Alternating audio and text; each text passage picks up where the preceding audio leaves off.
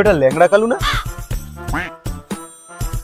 হ্যাঁ তো রে ভাই, মালটা বিয়ে করবে না নাকি কি জানি ভাই, সেই ছোটবেলা থেকে দেখছি যেমন কি তেমনই রয়েছে। হ্যাঁ, কত বয়স হয় ভাই বলতো? কে জানি, আসুক জিজ্ঞেস করছি। হ্যাঁ, জিজ্ঞাসা করতো।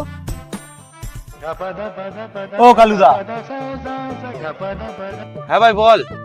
আরে কি গো কালুদা, বয়স তো ভালোই হলো, বিয়েটা কবে করবে তুমি?